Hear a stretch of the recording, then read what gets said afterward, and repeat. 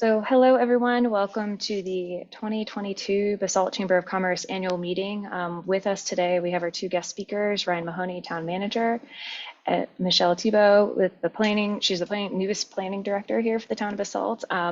Ryan's going to kick us off, give us some updates of the town, essentially state of the town, state of Basalt. And then Michelle is going to provide a lot more details about what's coming down the pipeline, the future of Basalt, things to expect. So Ryan might bring up some items that Michelle will then further address. So again, if you have questions, pop them into the chat. We'll address them towards the end of their segment. And then I will go into chamber updates, what we've done 2022 year in review, as well as what we're looking ahead to in the year to come. And again, this is being recorded, so we appreciate your patience with that. And I guess let's take it away. And Michelle and I will turn off our video and we'll get going.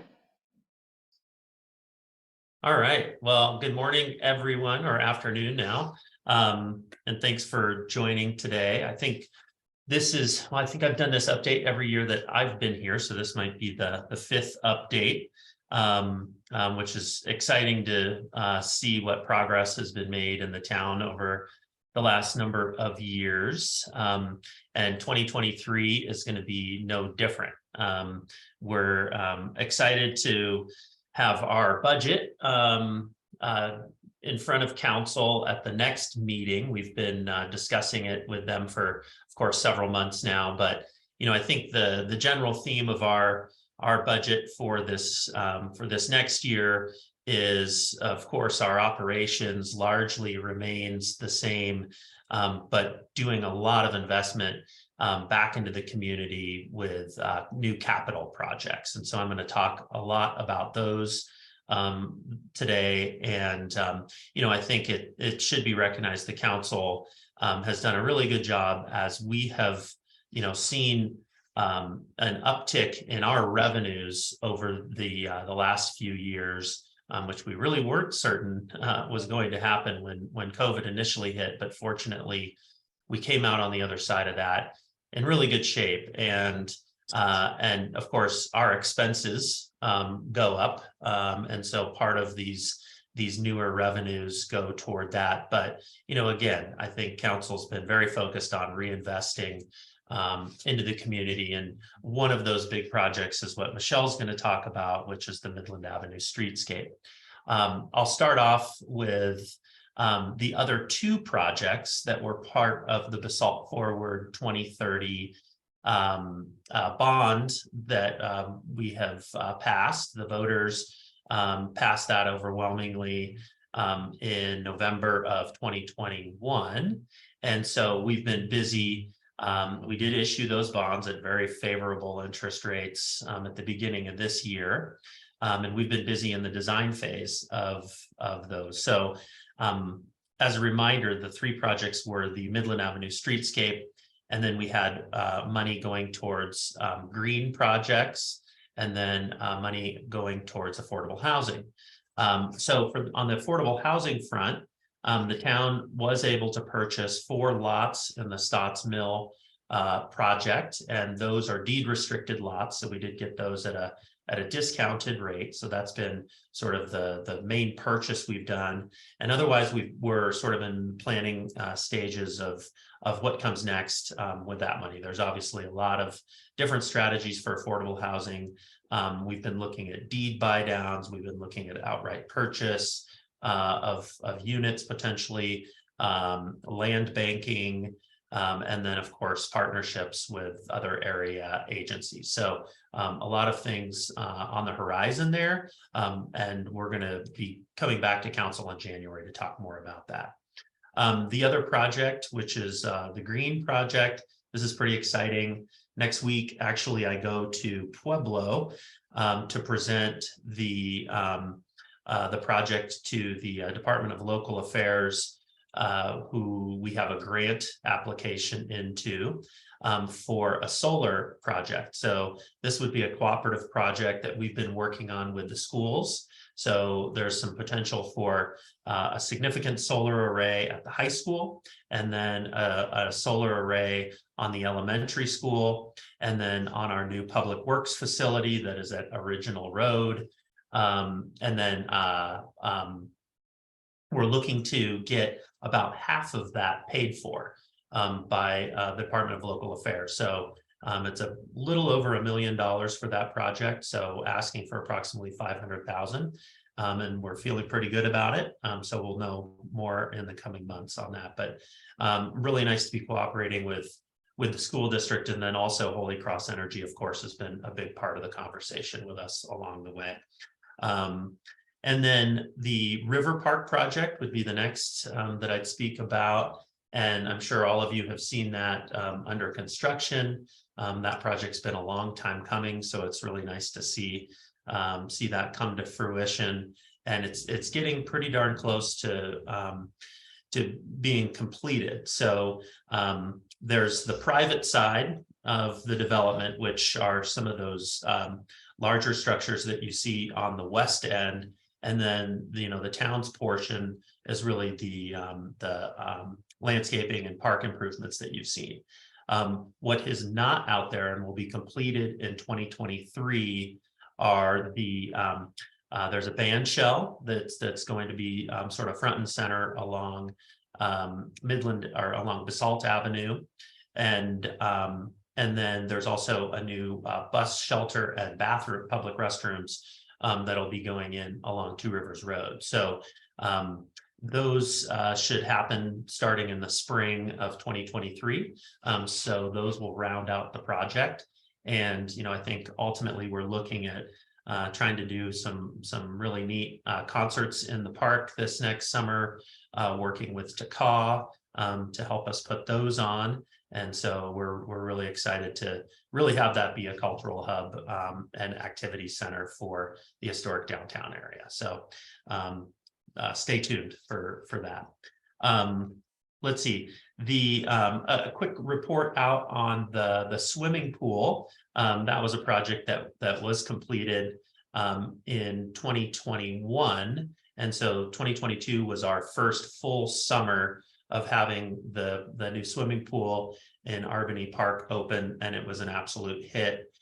We had a lot of great feedback from families and others that really utilize the pool regularly. So I think that's become a really proud point for not only the town, but so many of the folks that live in the community and really have been able to take advantage of it. So we're looking at another successful year coming up in 2023, and really keeping those prices the same so that we can really make it available to everybody in the community. Just two more things that I've mentioned.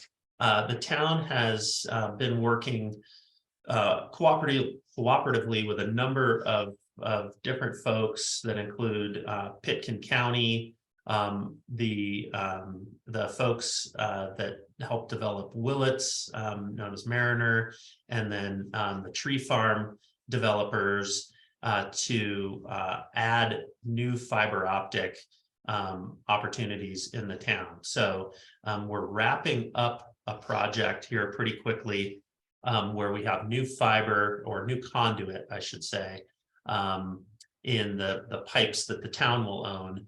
But new fiber in other conduit that was installed that goes all the way from the Elgibel Road there down to Original Road. So that's along the highway.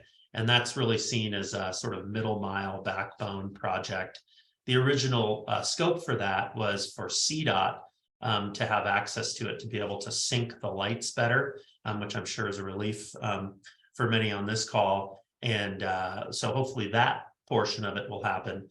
But from the town's perspective, as we do these projects and get this conduit in the ground, the idea would really be to have an open access network so that we create competition in the marketplace and hopefully be able to provide fast speeds in addition to some of the great suppliers we have today. So the other project on that fiber front that we're working with Pitkin County on, where we do have a grant that's helping to fund a decent portion of that, is taking fiber that basically goes all the way from the high school down through the South Side neighborhood and then over toward the Basalt roundabout. And there's something called a Meet Me Center that exists at the county-owned building on Emma, which is where the subway is for reference. That is essentially a hub that allows us to get out into the and connect into the kind of outside world.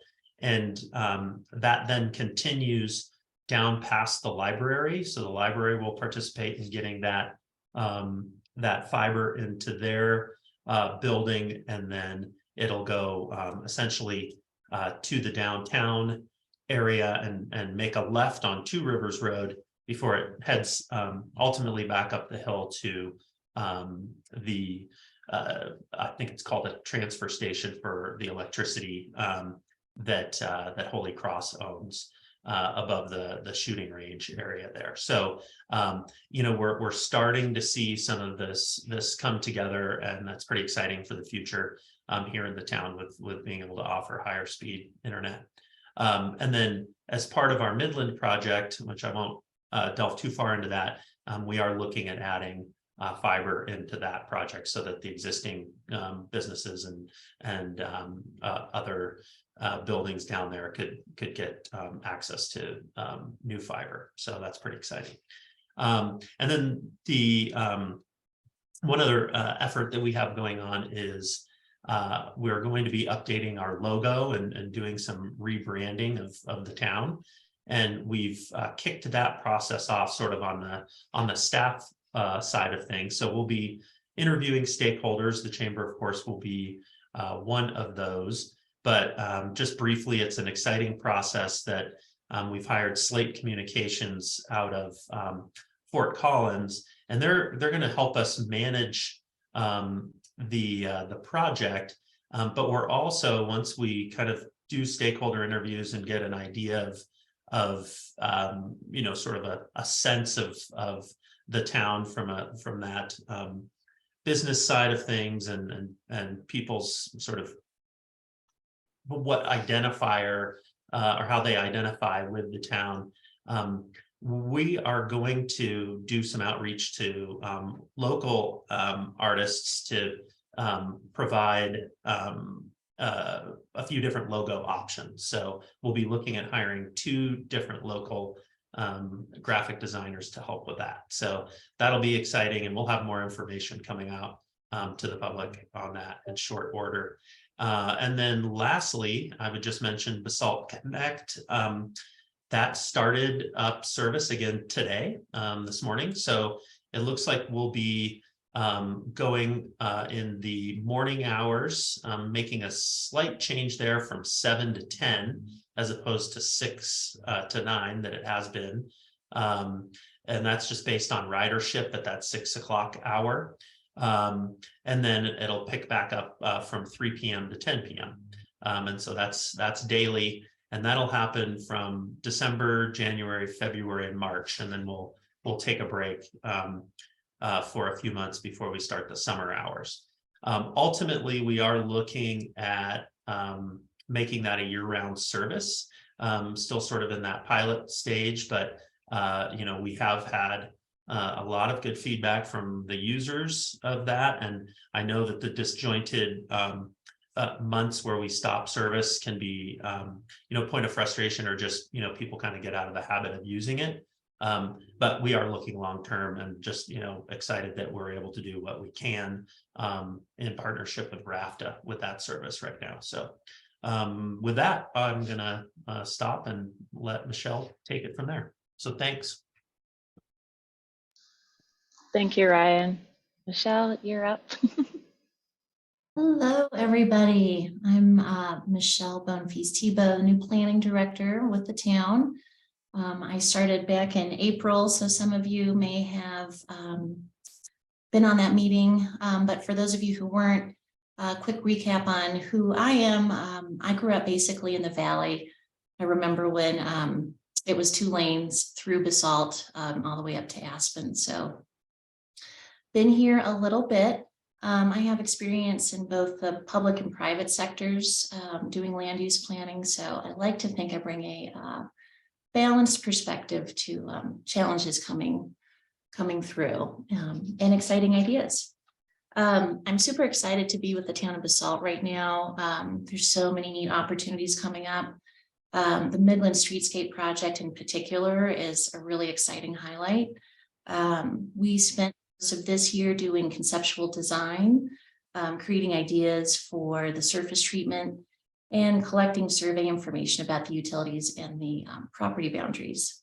In the summer, we met the project milestone of 30% drawings, which really means we're taking the concepts and putting them onto paper, and then taking those drawings out to the businesses, in which hopefully many of you have seen on letstalkbasalt.net for feedback. The exciting thing is that we got a lot of feedback from both the business owners and property owners along Midland, that they really liked the design and the general direction we were going.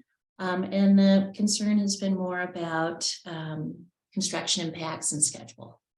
So as the project is moving forward, we've recently hit our milestone of 60% drawings, which means that we've put our concepts through a vetting process to see if they actually can be engineered and constructed.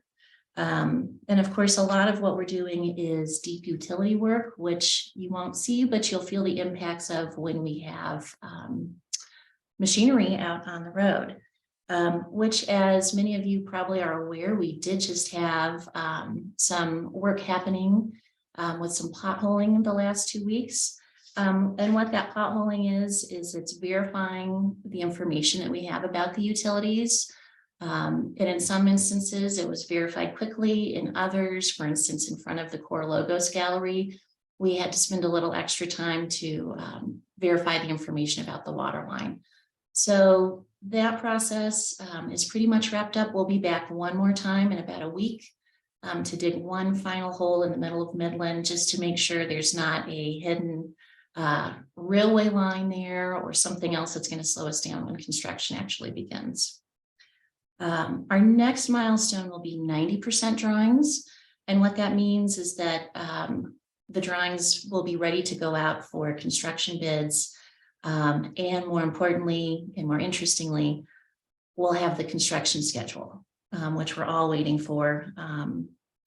When will construction begin, how long the project will take, and how and when will each business and property along Midland be impacted. So we are all eagerly waiting for that. We're anticipating having that information early to mid-January. We do have a recently contracted communications professional helping us keep everybody up to date on where we are with the construction, what's coming up, and really she's going to be the point of contact when construction's happening and meeting with individuals along Midland specifically. You may have gotten an email or two from her already regarding the potholing. If you're not getting emails and you'd like to, just let me know and we can absolutely add you to the list. So once we have that construction schedule, we anticipate a big communications rollout to come with that. So it'll be likely to be in the papers and of course on all of our social media and our websites as well.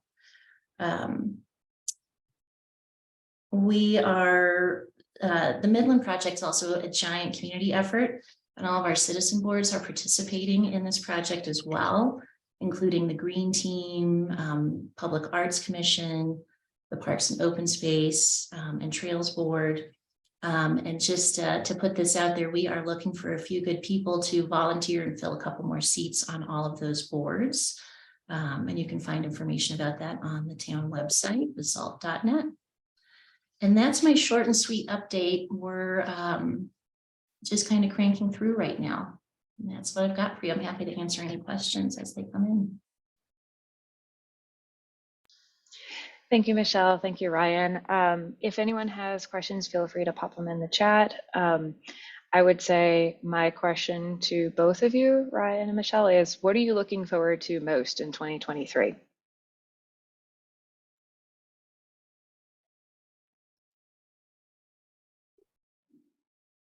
Well, I guess I'll start. I think for me, as having, kind of seen the planning phases of so much of this, actually seeing the projects get underway is just really exciting. And I just tend to really like these infrastructure projects. They're challenging, certainly, but I think we're putting our best foot forward with a number of them, just with our better communication that we're starting off with, and I think at the end of the day, that's why I feel like we are here as the local government, is to really provide those updates on aging infrastructure and things along those lines that help our local businesses and residents really enjoy living here and having a prosperous place to do business. So I would agree with Ryan. One thing I'm super excited about is that while we're clearly going to be having some growing pains during this construction along Midland, we're going to have this beautiful new band shell over in the River Park that Ryan mentioned. And we are going to be having the most amazing events programmed over there throughout the summer. And so while there's going to be some painfulness happening over here, we're still going to have a lot of activity happening that will continue to draw in people to our historic area and continue to patronize our businesses along Midland. I think it's going to be an amazing way to bring the community together, and just getting creative about what those events are going to be, how we're going to do it, who's going to be there, and enjoying the pain of the construction and the history of what was once at the River Park and where it is now, and realizing that it's really worth kind of the momentary bummer of construction to get to these great projects. It's definitely a lot of exciting things happening. And I think about, Ryan, you said, you and I have both done these calls or annual meetings for 5 years now. This is a lot more positive than it has been for the last few years. So that's really exciting to me. I think we definitely need to have a chamber event this summer in the River Park. I think that's going to be a great thing to do, whether it's just be for fun or networking, we'll figure it out. But I think that's a great opportunity for us. And then Austin has a question if there will be any information available on how much parking will be available for customers during the Midland Ave project. I know we have our communications person, but Michelle, I'll let you take that one. Sure.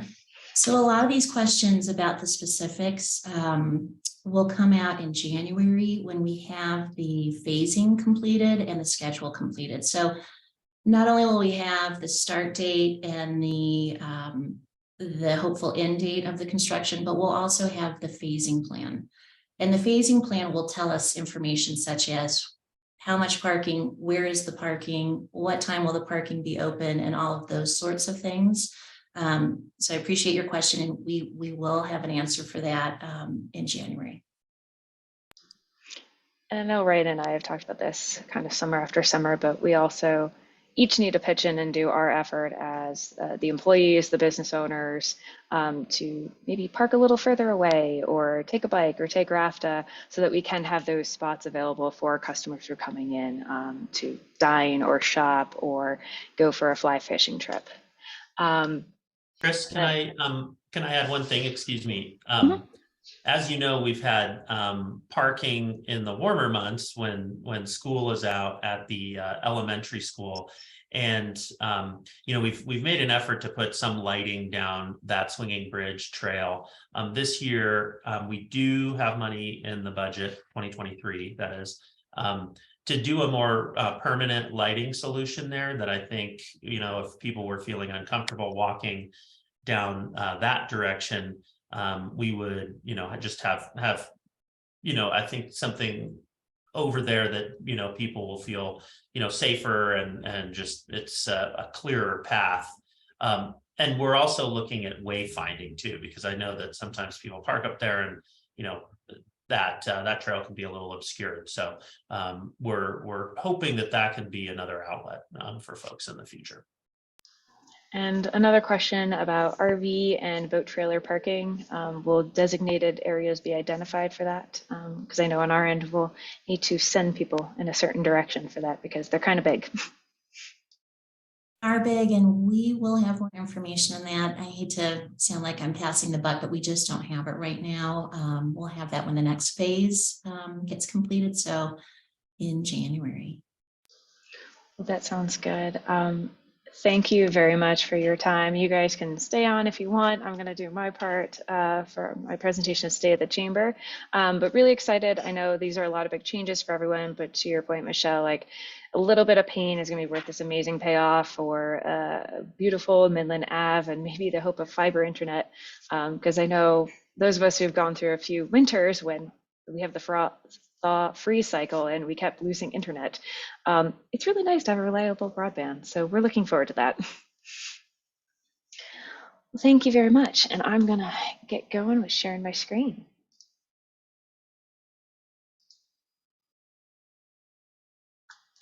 Share.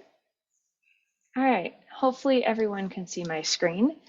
Thank you so much for being here. And here we go with our updates. And again, I will be monitoring the chat too. So if you have questions, feel free to pop them in as we go along. And let me see if I can do, not Zoom, full screen. All right, well, we're just gonna go with this. So State of the Chamber and Whirly Ball of Death, always great. Well, as my computer catches up with me, we're going to go and do a year in review, then looking ahead to 2023 and beyond, and then a couple of thank yous because it's year end, and we've got some gratitude. So year in review, we are currently at 411 members. We're primarily concentrated in the Basalt area, but our membership actually covers from Aspen all the way to Rifle. So we do kind of have quite the range of memberships, but Basalt is the epicenter, or at least the Mid-Valley. Our largest industries continue to be architecture and construction services, retail, and health, wellness, and fitness. And we've seen big expansion, particularly in the wellness sector here in Basalt. We also, as many of you are aware, most popular benefit is the Chamber Pass program or ski passes. And if you have not yet gotten your ski passes, you have one more day before prices increase, so shoot me an email if you have not gotten your passes.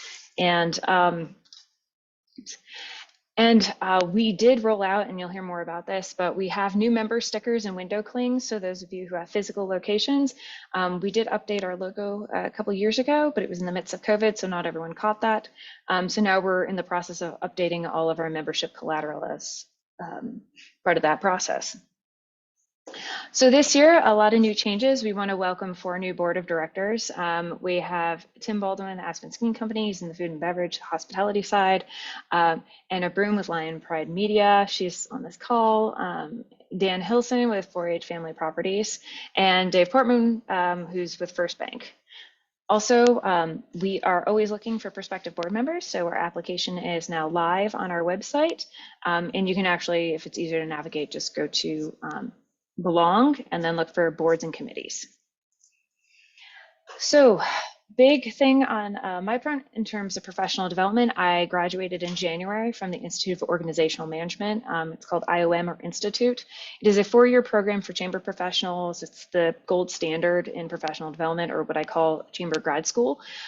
It was a long time coming. We were actually delayed a year because of COVID, but it was very nice to finally graduate with my cohort. And it is drinking from the fire hose in terms of chamber world. I also was elected treasurer of ACCC, which is the chamber professional organization within the state of Colorado. We had some changes happen. We launched the Hack and Grind co-working space on March 1st, 2020.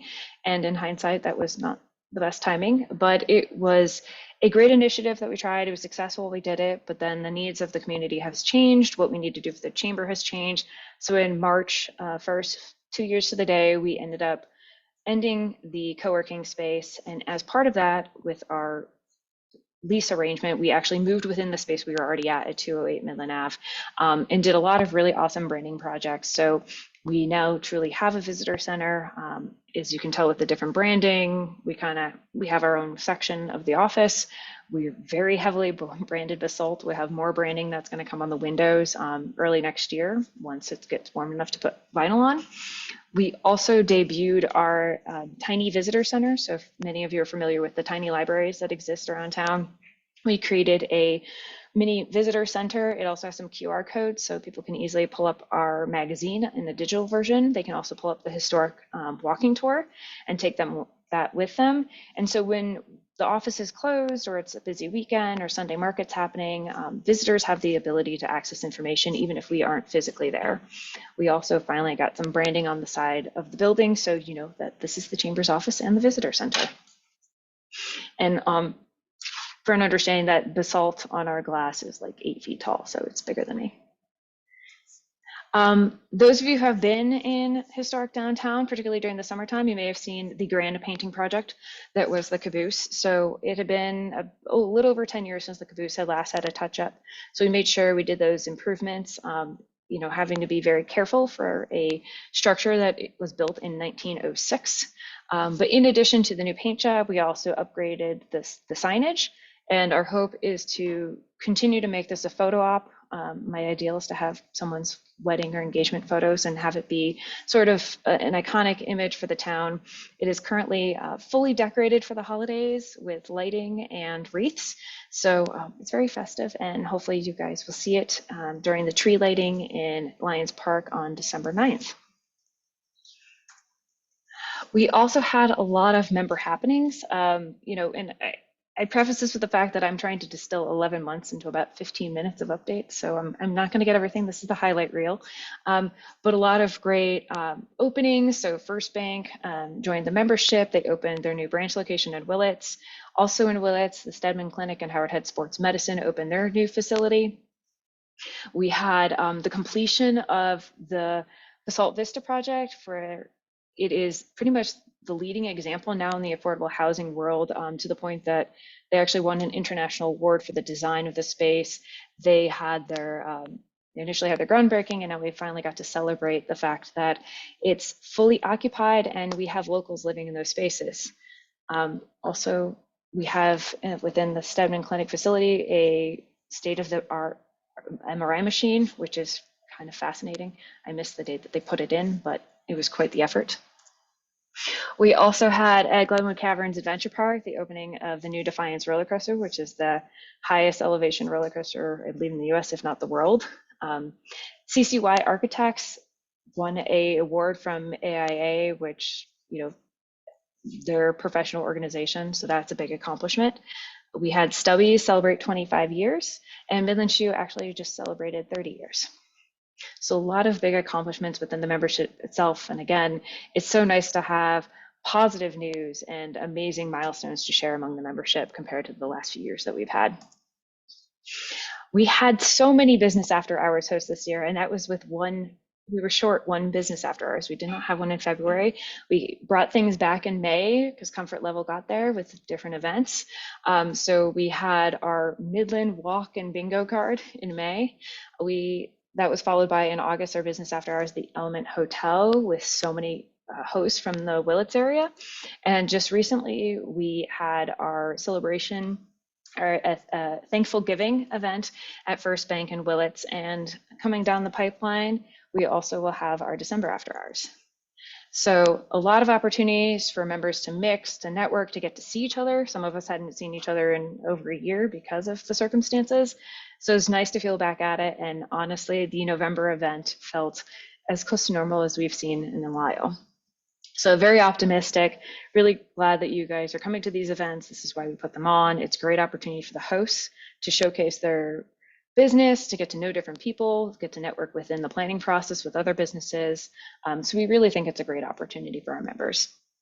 And again, as a reminder, our next business after hours is Thursday, December 15th from 5:30 to 7. Santa will be there, of course. That is a tradition with Alpine Bank. And you can register online on our website, basaltchamber.org/BAH for business after hours. We continue with our advocacy and outreach efforts. We've built a lot of partnerships over the last few years and continue to have those conversations, albeit thankfully not in crisis mode.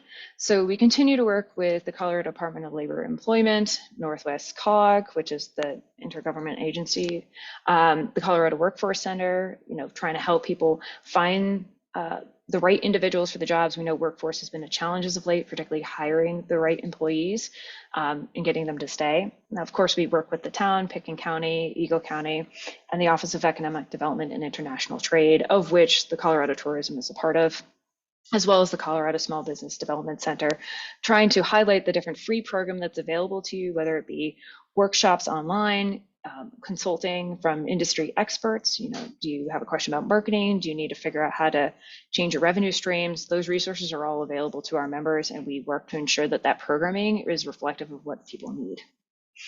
Additionally, this year we had the formation of the Mountain Chamber Alliance. So one thing that's a bit of a challenge at the legislative level is the Front Range has the sheer number of people. So the rural communities, including the Mountain West, tend to get less of a priority on particular legislative issues that do impact us pretty heavily.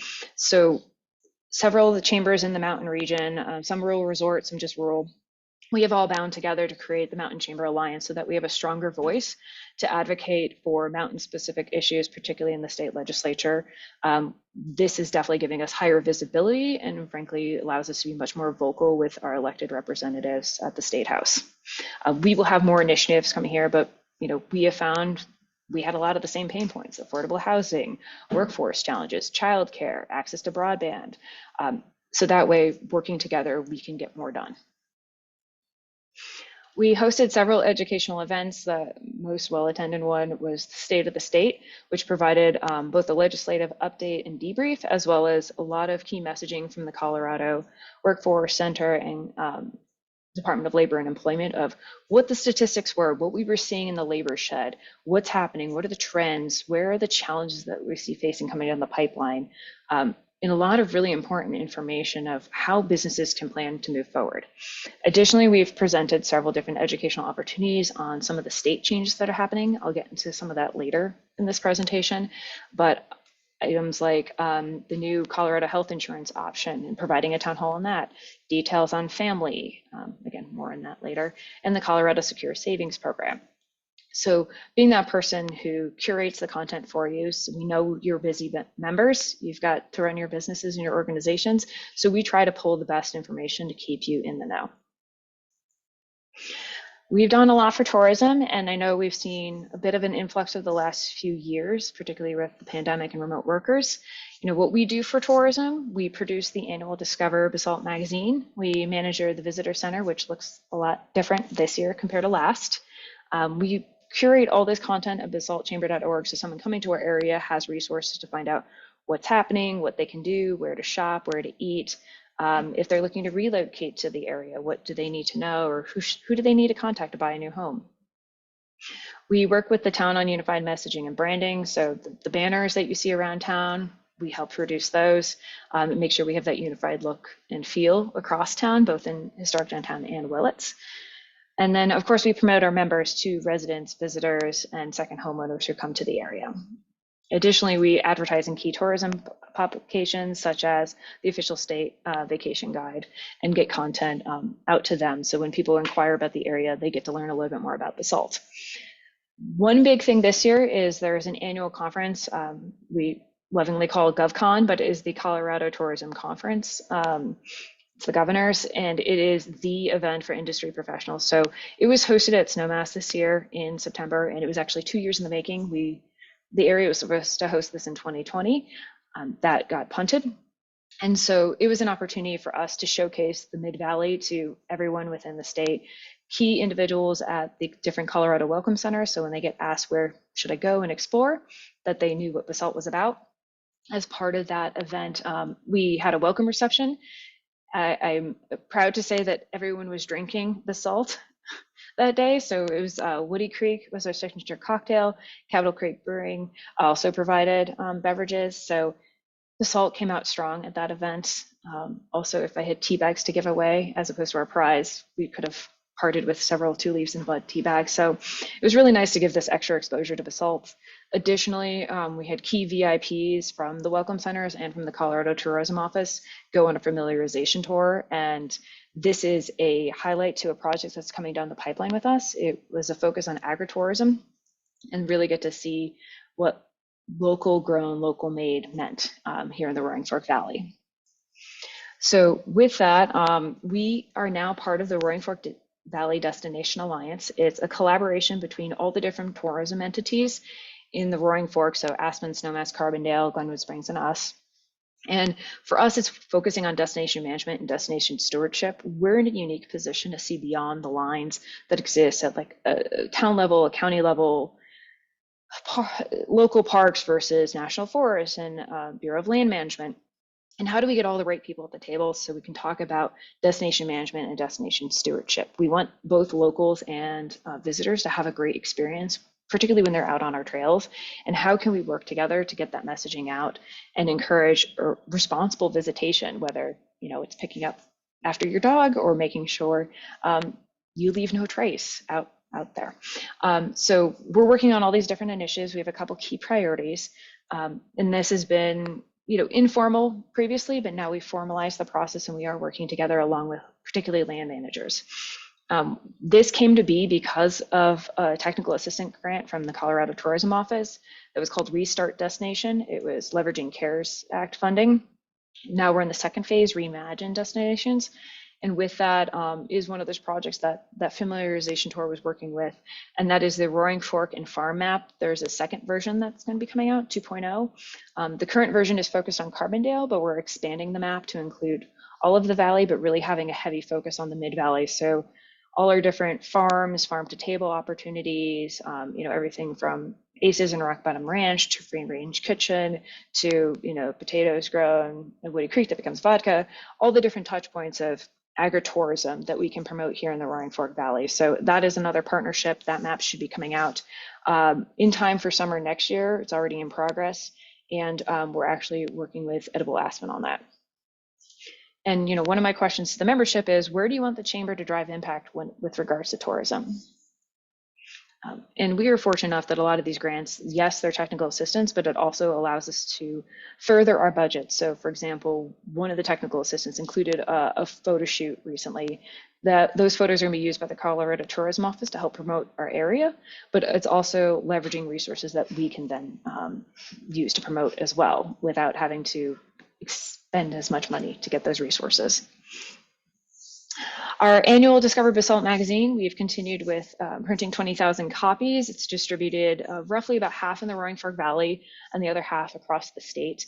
It was actually a challenge to kind of keep up with the demand from the Colorado Welcome Centers. We are constantly getting phone calls to ship more boxes out to them. And we've elevated the content over the years. So now it's meant to be a publication that if you're local, my intent is for you to learn something new every year.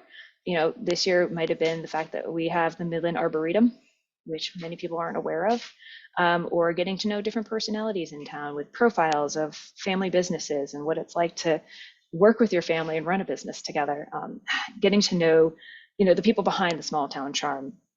And so it's been really well received. We're getting ready for next year already. We'll start content writing in January with the slotted distribution in early May, which is good because we do beat most of the areas to market. And now looking ahead. So while I have everyone's attention, there are two major initiatives that are coming down the pipeline that will impact our businesses. One will pretty much impact everybody, which is family, and that is short for Family and Medical Leave Insurance Program. It operates similar to unemployment in the fact that individuals pay into it, and in this case, depending on the size of the company, pretty much everyone as an employee will pay into this program unless they've opted out, and that typically only applies to government entities like the Town of Basalt and the counties. But everyone's going to have to pay into this program, so you will see that coming out of your paychecks. And then companies who are 10 employees or larger will also have to have a matching amount that also goes into this fund. It is a voter-approved paid leave program, so different from FMLA. In the sense that it has broader applications of when you can take this leave. It includes a little bit more different opportunities, but also it's paid. FMLA is not paid, and it only FMLA only tends to apply to companies that are 50 employees or larger, which frankly is not most of our membership. Our membership is much smaller. So pretty much every business is going to have to comply with this program. Its payroll deductions will have to start on January 1st of this year. If you do not know the program that I am talking about, let's chat. We can get you more information. There's a lot of recorded webinars out there. The state has been very helpful of getting this new division up and running. There's a lot of resources available on FMLA family.colorado.gov. There's also an email contact, but the two things that employers need to keep in mind is, one, you need to notify your employees that this is coming down the pipeline and they will start seeing money taken out of their paychecks, 0.049%. And then also that you need to register your business on My Family Plus Employer. So it's similar to like the My DUI, the unemployment insurance portal that the state runs. Those are in progress right now. I don't know how many of them are actively open. And if this is not your purview and you have a payroll company, make sure that they're in the loop with this and that they're getting your company ready to go for this new program. The actual ability to take leave will not take effect until January 1st, 2024. So they'll give some time to build up the fund itself. And it works out to be a percentage of your pay up to 12 weeks paid leave, and in certain complications with pregnancy, up to 16 weeks. And again, this was voted in a couple of years ago, Proposition 118. The other program that will impact businesses, and this will be those with 5 employees or more, although you can have an optional opt-in, is a secure savings program, is a retirement savings program. It is essentially an auto-enrolled portable Roth IRA. So more than 40% of the private sector workforce does not have access to retirement savings. The state has found this a huge problem because to make up for it, the amount of state expenditures that would result from not having retirement funds available to people would be a huge cost. So it's easier to have this program instead.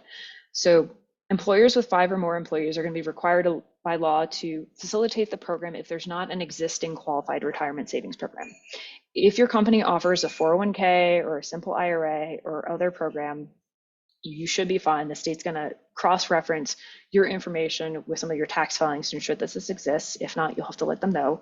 And then you can opt out of the program. But if you do not have a retirement savings program available, you will need to enroll your employees.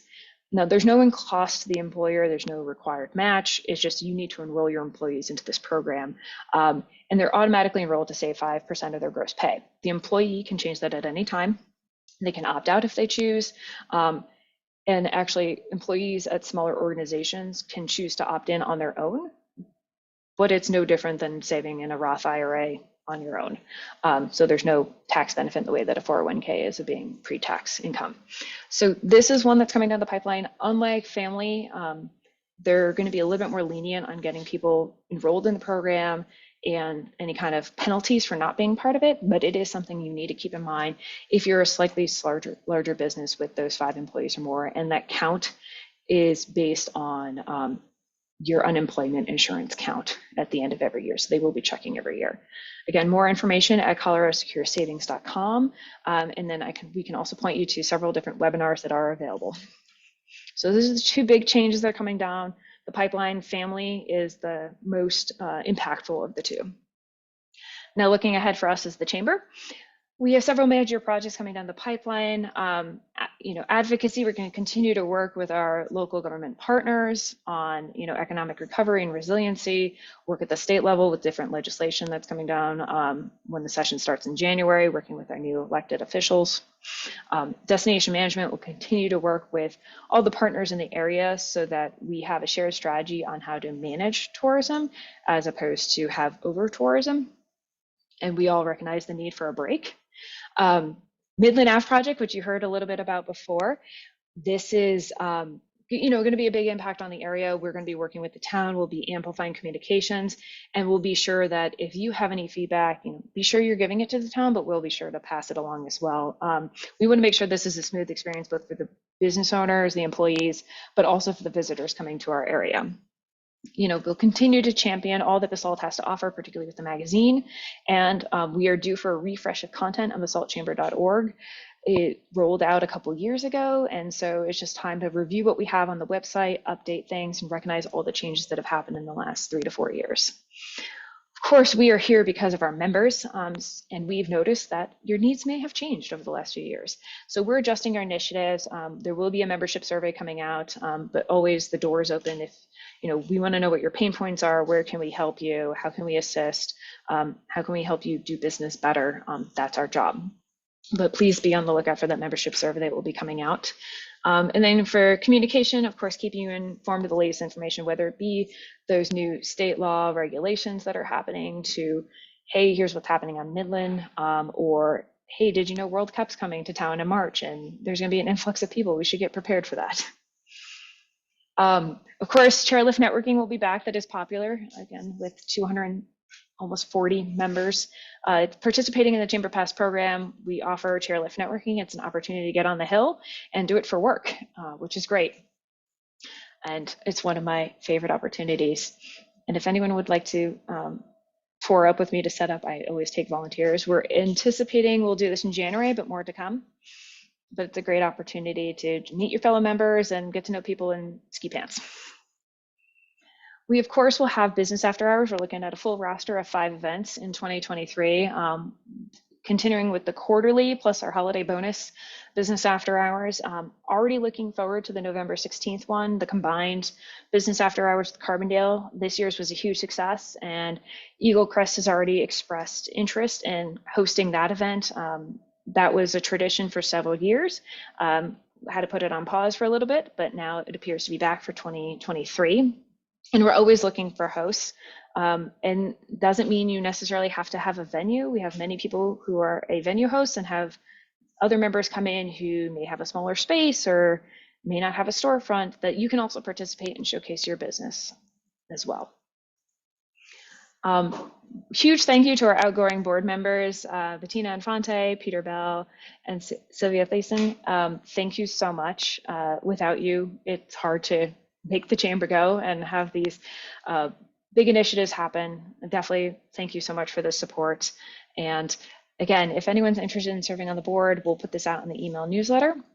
But it's a great opportunity to get to know the community, to get to know the businesses, to get to know the inner workings of the chamber. And it's a 2-year term. It's now shorter because of kind of the pattern we were seeing with people roll off the board. So if you feel like you can commit to giving back to the chamber, we would love to have you apply. And that went by a lot faster than I expected. But my big question to everyone is, what can the chamber assist you with in 2023? Obviously, so much has changed in the last few years, and what you may have needed in 2019 and what you need today or next year could be drastically different. So we want to get that feedback from you. We are here to serve our members. That's why we exist. And I'm going to open up if people want to ask any questions. Feel free to do that. Kim has added in the chat, and this will be in our email newsletter. We have an upcoming ribbon cutting, our first since COVID, so very excited to welcome them to town, to welcome back ribbon cuttings. But it's going to be a really great opportunity next week. We also have all the holiday celebrations coming up. So the Willits tree lighting is on on Friday, so tomorrow, December 2nd, and then the next tree lighting here in historic downtown Basalt is going to be on December 9th. So look forward to that. All the details are on our website, basaltchamber.org/holidays, or you can just go to our homepage. And we're also fully in the season of small. So we want to promote shopping local, dining local, anything you can do this holiday season to support your local business. And if that's not in the budget, leave a review, promote them to your friends, get the word out about all the local owned businesses that we have. So with that, if anyone has questions, feel free to pop on your video, ask ahead, pop it in the chat. But I want to give some time and space to get to know what your concerns are, or questions, or anything to that effect. Hey, Kris, it's John Hornblower. Can you hear me? Yes. First of all, I want to thank you for doing an amazing job this year in the post-COVID environment. Your job's been really challenging, and you've done an amazing effort. I just wanted to thank you. Thank you. Appreciate that. Second, as you know, but others might not. I'm a member of a number of different chambers across Colorado, from Grand Junction to Boulder to Colorado Springs. And Basalt really ranks right near the top compared to these large organizations. The biggest contrast I would make between Basalt and the next best chamber that I'm a member of, which is the Boulder Chamber, is that there is a tourism focus to the Basalt Chamber that may outweigh some other opportunities for the chamber to help members thrive. And Boulder explicitly says, we don't care about tourists. We've got enough people here already. What we really want to do is help our members to thrive by stimulating business and making business more easy to do amongst our membership. And there may be more for the Basalt Chamber to do in that regard. 2 weeks ago, the joint event that we did with Carbondale was amazing. And it demonstrates that we're in a larger community than just dealing with the Old Town upgrade that's very important to businesses that are based there. But I think that there may be more to do to connect members with each other to help us all know what we do and thrive amongst ourselves as an organic community. That would be my suggestion. I appreciate that, and thank you for the compliment, John. I definitely work with John Taylor over at the Boulder Chamber. He's part of ACCC. We interact at least once a month. Great standard. I would love for us to grow up one day to be able to do the program they do. I think I probably aspire more to Vail Valley because it's more in line with the mountain community in terms of what resources we have available and the types of businesses in our community. We don't have Google here, but I think we're okay with that.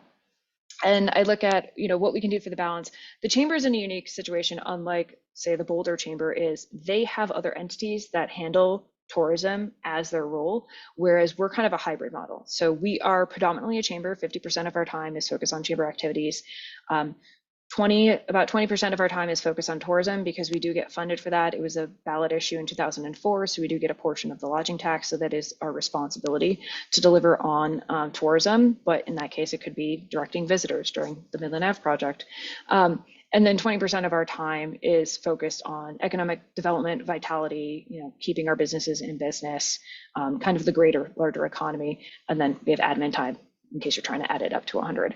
So as an entity, each chamber is different in what we focus on. We are trying to make those connections and balances, but that's where things like the membership survey comes in handy, or concrete examples of when we ask you, what do you need from us? What is it? Education? Is it getting in the know with key experts like the state demographer's office and finding out what are the trends for population? The biggest one being workforce isn't going to get any easier because we're having less kids. So that is going to continue to be a challenge beyond right now. But I think that's something that we could definitely address in, specific ways of how do we connect individuals? What do you need from us? We definitely are in a position to try to deliver on that, but we're also trying to keep in mind what is feasible given our staff and the bandwidth that's available.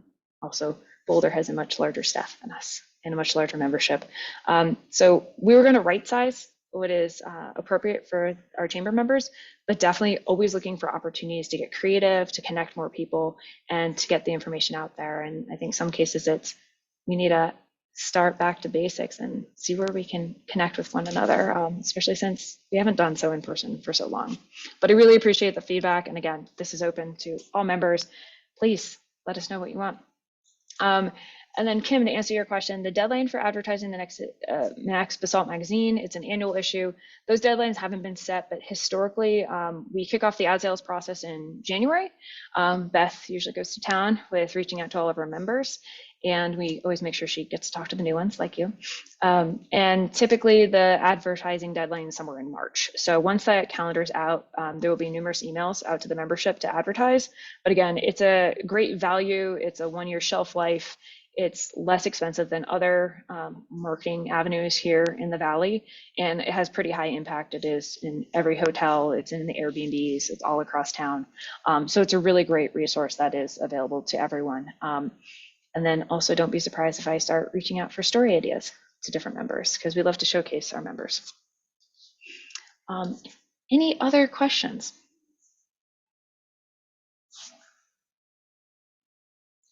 All right, I am going to put some of our board members on the spot, if you guys are okay with that. I would love my board members to pop on their video if they can, so we can have a, Hollywood Squares style thing of who's helping to make the chamber the chamber. But I do know we have a few board members on the call, so hopefully you guys could. I don't think I've blocked you all from turning on your video, but I know we have Anna. We have Dave, looked like he was on here, but it'd be great if you could come say hi. Thanks, Anna. And then Dave, you were on here. I know we had a few that were coming in transit. Ioanni's on here as well, but he might just be no video for him. But again, thank you to our board members. Anna, do you have a pitch for recruiting people for me? For new board members? I don't know, kind of. I mean, I think it's a great opportunity, you know, to really get in tune with what's going on in Basalt. I think, you know, we learn a lot from each other, especially you, Kris, your wealth of knowledge. And I think it's fun to be able to, especially as a business owner in this area, you know, be able to know what's going on and how, you know, the chamber is helping businesses, you know, connect with one another and grow their business. And it's fun to kind of know things before they come out. And yeah, it's a great group to be a part of. It is, and we do try to get representation from all different industries, all different, like diversity across the board. So definitely looking for new board members, which would be great. So if there's no other questions, I just want to say thank you to all that are attending. This will be posted, so if you missed a moment, it will be on the website. And as always, look forward to seeing you in person. Please come to one of the holiday tree lightings. Come check out the caboose. It's all decorated. Have your photo op moment. But thank you for being members. Thank you to our board, both those continuing on to 2023. A special big thank you to those who are ending their terms. We couldn't do it without you. So with that, I hope you all have a great day.